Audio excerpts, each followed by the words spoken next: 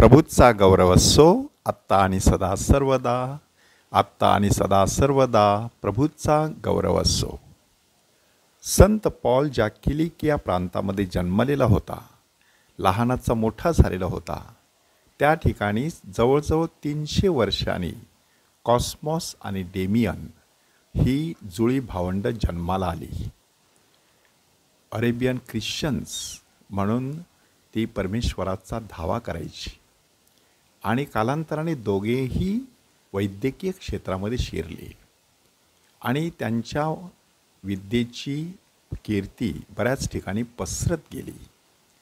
आणि अशा पार्श्वभूमीवरती त्यांनी एक महत्त्वाचं तत्त्व अंगीकारलं की आपल्याकडे आलेल्या व्यक्तीला केवळ शरीराने बरं करणं पुरेसं नाही, तर आपल्याकडे आलेल्या प्रत्येक व्यक्तीला प्रभू येशू ख्रिस्ताचं नाव ठाऊक असलं पाहिजे.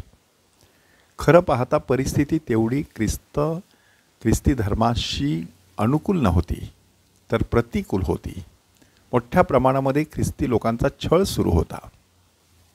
तरी देखील त्या छळाला न डगमगता ह्या दोन्ही भावंडांनी आपला पेशा एकीकडे सुरू ठेवलाच, परंतु कोणत्याही रोग्यांकडून एक पैसाही न स्वीकारता उलट त्यांना प्रभूची सुवार्ता सांगून बरं केलं. आणि असं म्हणतात की त्यांच्या औषधाने बरे झालेल्या रुग्णांच्या संख्येपेक्षा त्यांनी सांगितलेल्या सुवार्तेमुळे बरे झालेले रोगी ह्यांची संख्या मोठी होती. बऱ्याच परराष्ट्रीयांना त्यांनी ख्रिस्ताकडे आणलं आणि म्हणूनच ख्रिस्त सभा ह्या दोन्ही संतांचा सण आजच्या दिवशी 26 सप्टेंबर रोजी साजरा करत असते. ह्यामधून एक महत्त्वाचं तत्त्व आपल्याला शिकायचं आहे की एकीकडे ज्ञान असतं, दुसरीकडे अनुभव असतो. की ह्या दोन्ही संतांकडे वैद्यकीय क्षेत्रातलं प्रचंड असं ज्ञान होतं, परंतु त्यांनी भर दिला अनुभवावर. की लोकांनी जर परमेश्वराचा अगदी जवळून अनुभव घेतला तर त्या नक्कीच त्यांच्या जीवनामध्ये अधिक चांगल्या प्रकारचं जीवन जगू शकतील. आणि तशाच प्रकारचा अनुभव हग्गईच्या काळामधील लोकांनी घेतलेला. त्यांच्या डोळ्यांसमोर मंदिर उभं राहिलेलं आणि ते मंदिर बघितल्यानंतर वेगवेगळ्या प्रकारचे विचार पुढे आले. जुने जाणते म्हणू लागले की हे मंदिर फार छोटं आहे. नव्या लोकांना मात्र त्या मंदिराविषयी फार अप्रूप वाटलं. म्हणजे जुन्या जाणत्यांचं ज्ञान आणि नव्या लोकांचा पहिल्याच असलेला हा अनुभव, ह्याच्यामध्ये ती जणू काही झालेली फारकत. म्हणूनच आजच्या शुभवर्तमानामध्ये प्रभू येशू ख्रिस्त 2 प्रश्न विचारतो की लोक मला कोण म्हणून म्हणतात, आणि नंतर तुम्ही मला कोण म्हणून म्हणता. पहिल्या प्रश्नामध्ये ज्ञान दडलेलं आहे, दुसऱ्या प्रश्नामध्ये अनुभव दडलेला आहे. की लोक मला काय म्हणतात ह्याचा अर्थ तुम्हाला माझ्याविषयी केवढं ज्ञान आहे, आणि मग तुम्ही मला कोण म्हणून म्हणता म्हणजे माझ्याविषयीचा तुमचा अनुभव कसा आहे. हा अनुभव अत्यंत महत्त्वाचा आहे असं प्रभू येशू ख्रिस्त सांगत आहे.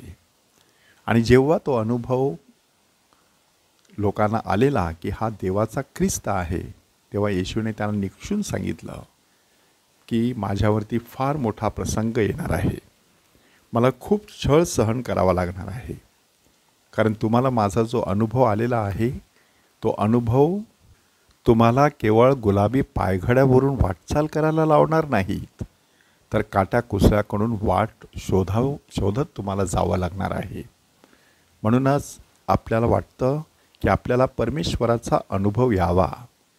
हा परमेश्वराचा अनुभव येणं तितकंसं सोपं नसतं आणि तेवढंच ते जबाबदारीचं असतं. एकदा अनुभव आला की ह्या जगावरती लाथ मारावी लागते. आपल्या आवडत्या गोष्टींना तिलांजली द्यावी लागते. आपल्या आवडत्या व्यक्तीला प्रसंगी सोडून द्यावं लागतं, कारण परमेश्वर आपलं सर्वस्व बनलेला असतो.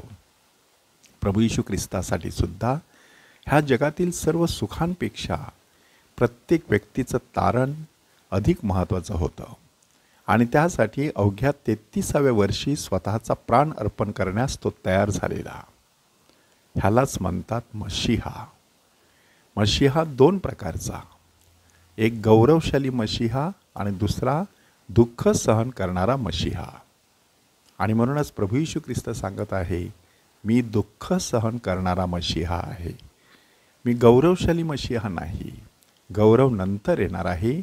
त्याच्या अगोदर मला अनुभव घेतला पाहिजे वेदनेचा, यातनेचा, दुःखाचा आणि साक्षात मरणाचा सुद्धा.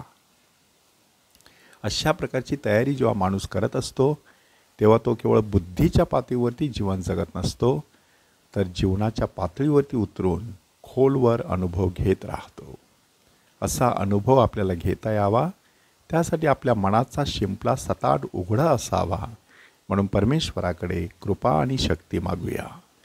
प्रभूचा गौरव असो आत्ता आणि सदा सर्वदा. आत्ता आणि सदा सर्वदा प्रभूचा गौरव असो.